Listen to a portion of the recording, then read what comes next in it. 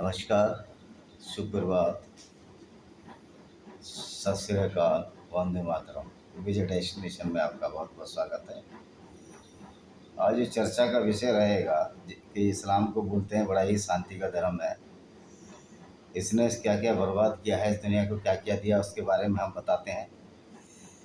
सबसे पहले इन्होंने जब इस्लाम का प्रचार हुआ अरब से, तो सबसे पहले अरब ने इराक को जीत लिया, ईरान को जीत लिया, और जितने भी पारसी थे जो कि फायर टेम्पल्स में पूजा करते थे या आग वाले मंदिर में पूजा करते थे, उन सबको इन्होंने धीरे धीरे कन्वर्जन करना शुरू किया। कन्वर्जन कैसे किया?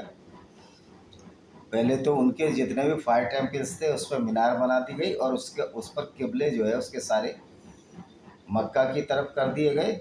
जब किबले मक्का की तरफ कर दिए गए तो उनको मस्जिद का रूप दे दिया गया।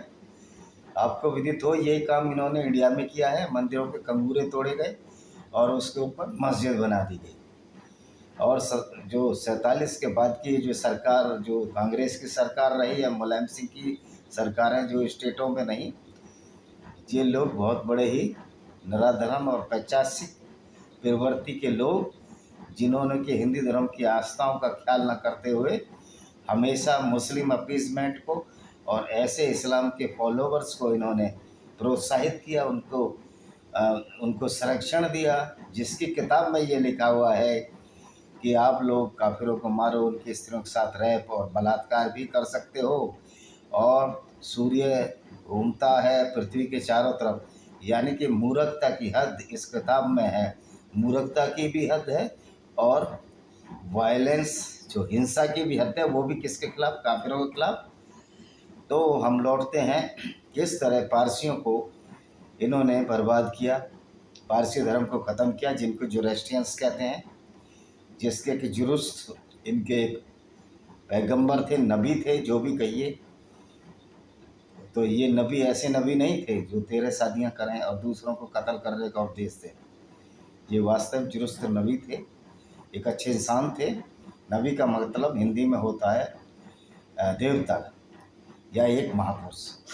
तो जब ये जोरेस्ट्रियंस की जो मेजोरिटी थी, जिनको हम पारसी कहेंगे हिंदी में, इनकी मेजोरिटी थी ईरान, इराक और अफ़गानिस्तान के नॉर्दर्न पार्ट में, ये मेजोरिटी में थे। तो हुआ क्या कि उसके बाद जब इनके बहुत सारे ये जो खलीफेट्स आए, अब्बासीद आए, फातमीद आए, और बहुत सारे हैं इनके, उस पर हम नहीं जाएंगे। हम जाएंगे कि इनको कैसे विनाश किया गया। विनाश इन्हीं फातिमी इन्होंने ही किया, जो इनके जो खलीफेट्स आए, जो वंशेज आए, अब्बासी, फातमीद एंड सो, बहुत सारे वंशेज आए। तो इन्होंने क्या किया? सबसे पहले उनके जो फायर टेम्पल्स थे, जो पूजा के स्थल थे, उनको ख़त्म करना शुरू किया, उनको मस्जिदों में बदलना शुरू किया। यानी कि इन्होंने जो जितने भी फायर टेम्पल्स थे उनको लगभग मस्जिदों में तब्दील कर दिया, और ये 200 साल में इन्होंने सब कुछ कर लिया, 200-300 साल में। तो उसके बाद इन्होंने जब मस्जिदों में तब्दील कर दिया, उनके लिए फायर टेम्पल बचे ही नहीं, तो वो जैसे तैसे अपनी घरों में पूजा करने लगे। और इन्होंने एक दुष्ट कार्य और किया। इनकी पैशाचिक बुद्धि जो है, इस्लाम के फॉलोअर्स की जो पैशाचिक बुद्धि थी, उसने एक कार्य और किया है कि इनकी पुस्तकें भी जला दी, जोरास्ट्रियंस की या पारसियों की पुस्तकें जला दी, जिससे कि पूजा अर्चना न कर सकें।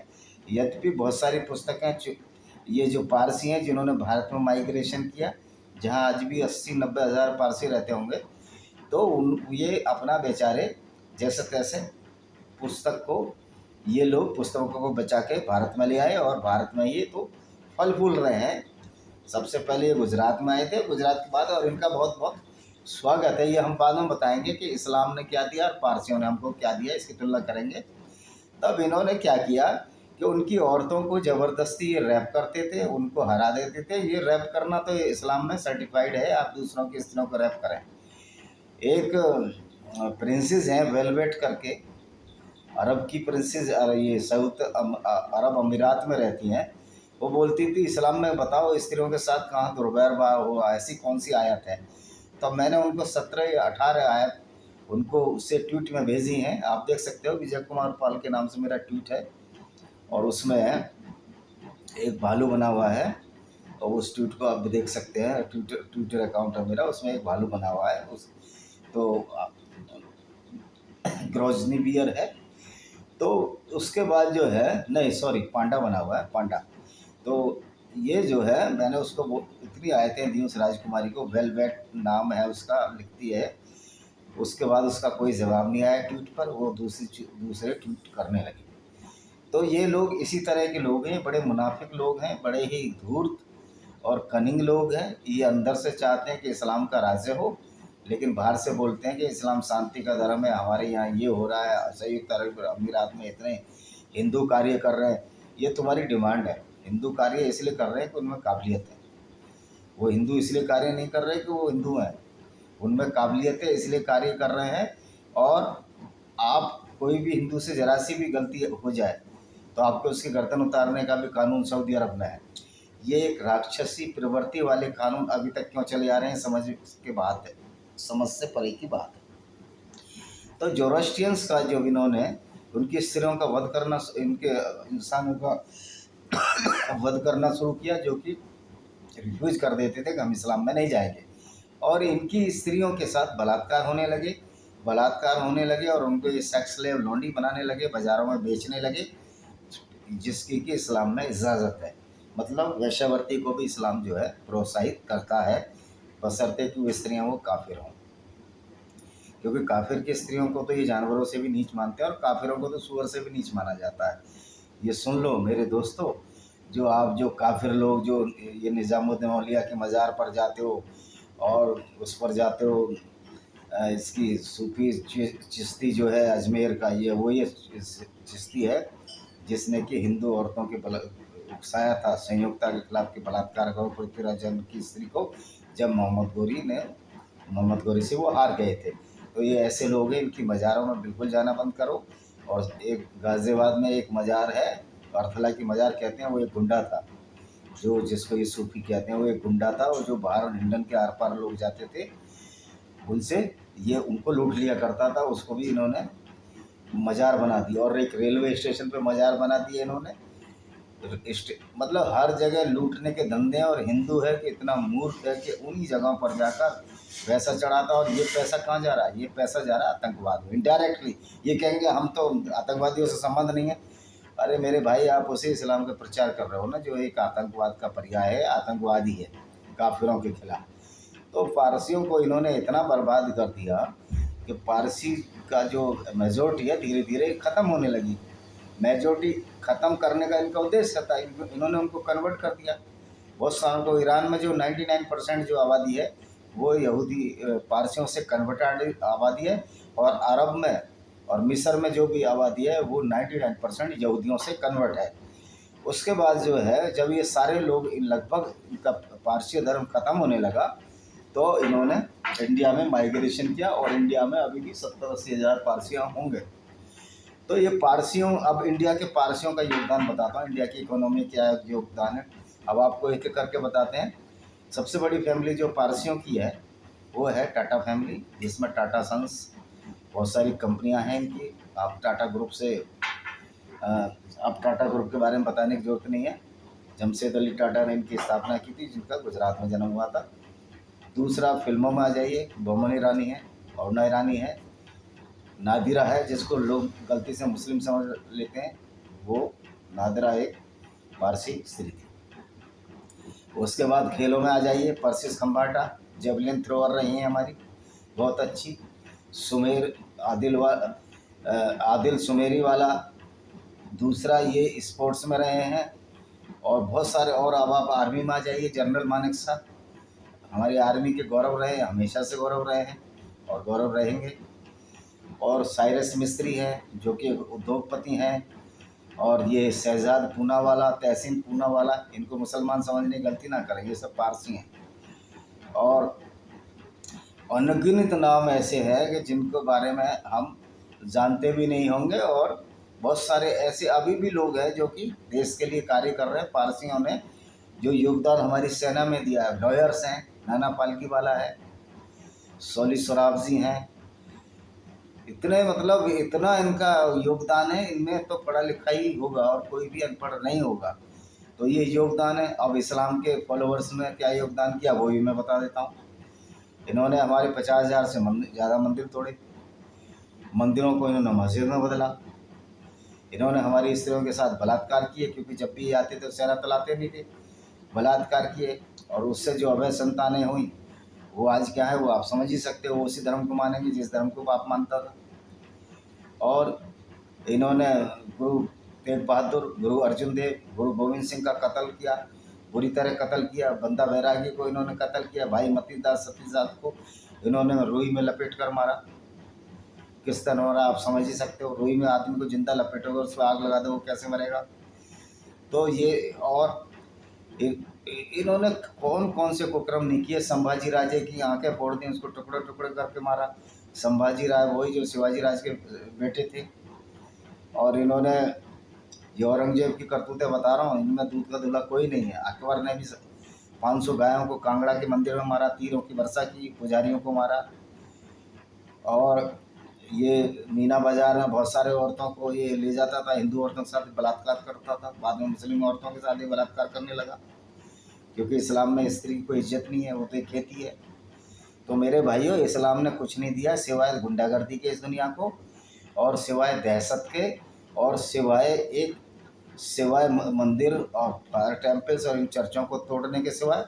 क्योंकि इसमें जितनी क्रूरता इस कुरान की आयतों में और इस्लाम में उतनी आपको मिलेगी नहीं। और ये कोई मानवता नहीं है, एक दानवता वाला धर्म है, जिसमें कि हमेशा दूसरों को मारने की परिकल्पना की गई है और उनको नरक में भेजने की बात की गई है। उसके बाद भी ये असुद्दु नवोसी और ये बोलते हैं कि इस्लाम में शांति है। ये सारे बड़े मुनाफिक और धूर्त लोग हैं। मेरा यही निवेदन है कि भाइयों, पहले तो जितने भी कब्र हैं इनकी, इन कब्रों पर जाना छोड़ो हिंदू भाइयों। और जो नॉन मुस्लिम है, जैसे मुझे बड़ी खुशी है कि आपको एक भी सरदार, एक भी हमारा सिख भाई जो हिंदुओं से हिंदुओं ही है एक तरह से, आपको ऐसी कब्र पर जाता नहीं मिलेगा, कभी नहीं जाएगा। उनसे ही कुछ सीख ले लो। हमने तो जो चांद मियाँ है जो कि हिंदुओं का धर्म परिवर्तन कराता था, उसको भी साईं बाबा बनाकर मंदिर में बैठा लिया है। तो ऐसे मूर्ख और स्टूपिड हिंदू में बुरा लगेगा लोगों को। ऐसे हिंदुओं से हम उम्मीद क्या कर सकते हैं। एक मेरे बहुत बड़े परिचित रहे, बड़े एमएससी हैं, मेरे रिश्तेदार भी हैं। वो साईं बाबा का दरबार लगाते थे उसी चांद मियाँ का, एक लड़का हो जाएगा, और आज तक उनको लड़का नहीं हुआ। मुझे बड़े दुख के साथ कहना पड़ रहा है कि ऐसे मूर्ख लोगों से आप क्या उम्मीद कर सकते हो, जो अपने कातिलों की मज़ारों पर जाते हैं, कातिलों के मस्जिदों में दुआएं मांगने के लिए जाते हैं। मस्जिदों में तो शायद नहीं जाते, कातिलों की मज़ारों पर चादर चढ़ाने जाते हैं। छत्तीसगढ़ में भी एक बहुत बड़ा लूथरा शरीफ वाला वो था मियाँ, वहाँ वो मर गया तो उसकी कब्र बना दी। मेरे ख्याल में खाली एक इस्लाम ही ऐसा होगा जहाँ मुर्दों की पूजा करते हैं, क्योंकि ये कब्र जो है उन मुर्दों की कब्र है। कोई मुर्दों की कब्र पर कभी कोई जाता है? कभी नहीं जाता। मुर्दों के स्थान पर कोई नहीं जाता, वहाँ समाधि बना दी जाती है, एक दिन जाते हैं, श्रद्धा से वही परिवार जाता है। लेकिन यहाँ इन्होंने धंधा, जैसे अजमेर की दरगाह है, आपको पता है अजमेर की दरगाह के जितने भी ये लोग थे जो इनकी इनकी वो जो सिस्टम को संभालते हैं, उसमें एक कांग्रेसी नेता था। और ये 92 या 93 या 94 की बात है, बहुत बड़ा सेक्स रैकेट पकड़ा गया था। और ये उसको करने वाले सारी हिंदू लड़कियां थी, और करने वाले कौन थे? ये ख्वाबिंद थे, जो कि इनके सेवा करते हैं इसकी ख्वाजा मोहद्दीन चिश्ती की दरगाह की। तो 92-94 में पकड़ा गया था और उसमें हिंदू लड़कियां थी। तो भाइयों, निवेदन है कि इनकी मज़ारों में मत जाओ। इनकी मज़ारों पर एक एक चढ़ाया हुआ पैसा आपकी गर्दन पर तलवार या गोल आपकी छाती पर गोली के रूप में बरसता है। और अभी तो आपने देखा होगा कि रेहान खान, जो आर्यन खान है, जो इसका बेटा है शाहरुख खान का, ड्रग्स लेता पकड़ा गया। उसको ड्रग्स कहाँ से आई? इनके लिए ड्रग्स लेना बहुत मुश्किल कार्य नहीं है, क्योंकि इसका बाप ही बोलता था कि वो ड्रग्स ले, मेरा बेटा सेक्स करे। तो जिस बाप के ऐसे मंच पर ऐसे वो होंगे, शब्द होंगे, आप उससे क्या उम्मीद कर सकते हो। और इनकी तो दाऊद इब्राहिम से इनके संबंध है। दाऊद इब्राहिम का पैसा इन सबकी फिल्मों में लगा हुआ है। तो ये जो फिल्में आती हैं उससे जो मुनाफा है फिर दाऊद इब्राहिम को जाता है, और दाऊद इब्राहिम के रास्ते ये मुनाफा जो है फिर उधर चला जाता है, आतंकवादियों को चला जाता है। आतंकवादी अगर इस्लाम और कुरान को ढंग से फॉलो करें तो ये कोई स्पेशलाइजेशन करने की ज़रूरत नहीं होगी, कौन आतंकवादी है कौन नहीं आतंकवादी है। जो भी सारे फॉलोवर हैं अगर सही मायने में फॉलो करते हैं तो सारे ही वो आतंकवादी हैं, क्योंकि इस तरह की उसमें वर्ष है जो कि काफिरों के खिलाफ आतंकवाद को बढ़ावा देती हैं। तो और ये पैसा गया, उसके बाद ये जो इवेंट करता रेहान सिद्दीकी जो पाकिस्तानी है, अमेरिका में ह्यूस्टन में रहता है, वो वही आदमी जो कि जब मोदी जी वहाँ गए थे बड़ी भीड़ इकट्ठी करके लाया था। अभी जो गए थे बाइडेन से मिलने कि मोदी मुर्दाबाद, मोदी मुर्दाबाद। और उसके बाद एक अनिल मुशर्रफ एक व्यापारी है, और एक टोनी हसाई है जो कश्मीर मूल का है और अभी रहता है इंग्लैंड में। तो ये सारी इवेंट कराते हैं उनकी, और जो उससे पैसा होता है उसको ही आतंकवादियों को देते हैं। तो ये शाहरुख, सलमान खान, आमिर खान गैंग ये सारा आतंकवादियों के लिए पैसा कमा रहा है। और हिंदू इतने मूर्ख हैं, मैं भी उसमें हूँ अगर मैं उनकी फिल्में देखने जाता हूँ, कि उन्हीं की फिल्मों को देखकर उसी पर पैसा लिटाकर मतलब अपनी अपनी मौत का सामान हिंदू खुद ही जुटा रहे हैं। तो भाइयों अब तो कम से कम समझ जाओ, ये किंग खान बना दिया किसी को आपने। ये तो अगर बस चले तो ये फिल्म वाले सबको नेपोलियन और हिटलर और दूसरे बड़े बड़े महारथी बना दें। और हमारे जो ये अगर सेना के जो लड़के 18-20 साल की उम्र में जो शहीद हो रहे हैं, 21 साल में 22 साल में तो लेफ्टिनेंट बनकर आ जाता है वो लड़का जो बॉर्डर पर शहीद होता है। और ये वो कहते हैं कि सुहान खान बच्चा है, ये आर्यन खान बच्चा है। आर्यन खान की एज 26 ईयर का है, वो बच्चा है। अगर वो बच्चा है तो फिर ड्रग्स उसको क्यों दी थी? उसको तो अमूल का दूध माँ बाप चाहते तो अमूल की बोतल उसके मुंह में लगानी चाहिए थी। इसमें मेरे ख्याल से आर्यन खान की कोई गलती नहीं है, गलती इनके संस्कारों की है कि जिस तरह के संस्कार इस्लामिक परिवारों में सिखाए जाते हैं दूसरों को मारने काटने के लिए। मज़े की बात यह है इनको ड्रग पीने में कोई ऐतराज़ नहीं, हिंदुओं की गर्दन काटने में कोई ऐतराज़ नहीं, लेकिन कोई भी अच्छी चीज़ आए, संगीत तो हराम है, वंदे मातरम तो हराम है। अरे उसी पर तुम खा रहे हो, उसी पर तुम जा रहे हो, उसी पर तुम सारे क्रियाकलाप कर रहे हो, तुम्हारे लिए हराम है। मतलब इस्लाम में छोड़ भलाई सब कुछ हराम है। तो मेरा हिंदू भाइयों से यही निवेदन है कि आप एक तो इनकी पिक्चरें देखना बाइकाट करो, क्योंकि जो पैसा है वो हमारा जो पैसा हमारी गर्दन नापने के लिए कश्मीर में या और भी जगह जगह जगह इनके स्लीपर सेल है। आप क्या समझते हो कि खाली कश्मीर में आतंकवाद हो रहा है? मानसिक आतंकवाद हिंदुस्तान के हर उस मुसलमान के मन में छिपा हुआ है जो कि कुरान और इस्लाम को बिल्कुल परफेक्ट तौर पर मानता है। तो आप इन लोगों का थोड़ा बहिष्कार भी कर सकते हैं। आप सब्जी वाले हैं, आप हिंदू भाइयों से सब्जी खरीदो, और हमारे सोनकर भाई हैं उनके यहाँ से झटके का मांस खरीदो। वैसे तो हम मांस खाने के खिलाफ हैं, लेकिन अगर खाना ही है तो सोनकर भाइयों के यहाँ खरीदो या हिंदू दुकानों से खरीदो। और आप ज़बरदस्ती हलाल खाए जा रहे हैं। हलाल में जिस तरह मारा जाता है उसकी गर्दन को धीरे से यहाँ से नसें काट दी जाती हैं 4 जगह से या 3 जगह से, धीरे धीरे तड़प तड़प कर मरता है। तो हलाल में जो विष पैदा होता है मरने से, जानवरों के मरने से, उसमें बहुत सारे हार्मोन निकलते हैं, भय की वजह से वो एक तरह का विष हो जाता है और उसी को खा के बुद्धि भी भ्रष्ट हो जाती है। तो यही कारण है कि जो ये हलाल मीट खा रहे हैं उनकी बुद्धि भ्रष्ट हो चुकी है और किस तरह वो लोगों को मारने पर आमादा हुए हैं। और तो इस तरह वो मज़ारों पर भी जाना छोड़ो इनकी, और इनको कोई डोनेशन वगैरह ना दो। और मज़े की बात बताऊं, जो सैयद किरमानी है जो इंडिया टीम का विकेट कीपर भी रह चुका है, पहले इसने बोला था कि मेरी मौत के बाद मेरे सारे अंगों का दान दिया जाए, लेकिन उसके बाद जब इसने कुरान पढ़ी या किसी ने बताया होगा, मौलाना की धमकी बहुत होती है, तो इसने बोला ये मैं नहीं दे रहा दान क्योंकि ये इस्लाम में हराम है। यानी कि इस्लाम में सब कुछ अच्छी चीज़ें सारी कुछ हराम है, छोड़ भलाई जो है भलाई को छोड़कर इस्लाम में सारा कुछ हराम है। मतलब उसको करना ही नहीं है, सिर्फ भलाई नहीं, छोड़ बुराई इस्लाम में सब, सॉरी मैं उल्टा बोल गया, छोड़ बुराई मतलब इस्लाम में सब कुछ हराम है सिर्फ सिवाय अच्छाई के। तो ये चीज़ें हैं और बहुत सारी चीज़ें इस तरह की हैं कि आपको यकीन नहीं आएगा कि आप कहीं भी जाइए, जो 5 वक्त की जो नमाज़ पढ़ी जाती है, नमाज जिसको ये बोलते हैं कि 5 वक्त की नमाज़ पढ़ता है ये सच्चा मुसलमान है। तो ये नमाज में पता क्या पढ़ते हैं? नमाज में पढ़ते हैं कि हमारी काफिरों के ऊपर विजय प्राप्त हो और पूरे संसार में इस्लामिक राज हो, इस्लामिक किंगडम हो और उसका एक खलीफा हो, ये पढ़ते हैं। मतलब नमाज में भी हमारी गर्दन काटने की बातें कर रहे हैं, काफिरों की, हिंदुओं की बात नहीं कर रहा, काफिर जितने भी नॉन मुस्लिम्स हैं। तो मेरे भाइयों, इनकी पिक्चरें देखना बाइकआउट करो। जहाँ जहाँ मुस्लिम एक्टर इनकी पिक्चरें बाइकआउट करो, इनको हर जगह बाइकआउट करो, क्योंकि इन्होंने तो कुरान की जो आयतें हैं उसके हिसाब से हमको बाइकआउट ही किया हुआ है कि ये काफिर हैं, ये कत्ल करने योग्य हैं, वाजिब कत्ल हैं, और इनकी स्त्रियों को, इनके मंदिर से जो लूट है वो माले गनीमत है। मतलब ये अल्लाह जो है लूट को, बलात्कार को, सेलेक्ट स्लेवी और ब्रॉथर हाउस बनाने और स्लॉटर हाउस बनाने में विश्वास करता है लोगों का। ये इस तरह का अल्लाह है। तो भाइयों, ऐसे ऑलमाइटी अल्लाह से बचो और उसके फॉलोवर से भी बचो। नहीं, एक दिन दूर होगा, वो दिन दूर नहीं होगा जब तुम्हारी गर्दन होगी, इनकी तलवार होगी और तुम्हारा ही पैसा ये तुमसे लूट कर ले जाएंगे। इसी के साथ मैं इस वीडियो को विराम देता हूँ। अगर मैं कुछ गलत बोल गया हूँ तो उसके लिए क्षमा, लेकिन आप कुरान ज़रूर पढ़ें। मेरा नॉन मुस्लिम से ये अनुरोध है, वो कुरान पढ़ें, उसके बाद कोई टीका टिप्पणी करें कि इस्लाम शांति का धर्म है और ये मेरे मौला, मेरे अली, मेरे मौला कव्वालियाँ सुनकर झूमे ना, क्योंकि आपको लगता है कि इसमें बड़ी पीस है। मेरे मौला, मेरे अली, ये जो कव्वालियाँ हैं ये सूफियों ने दी हुई है और ये बहुत कड़वा जहर है।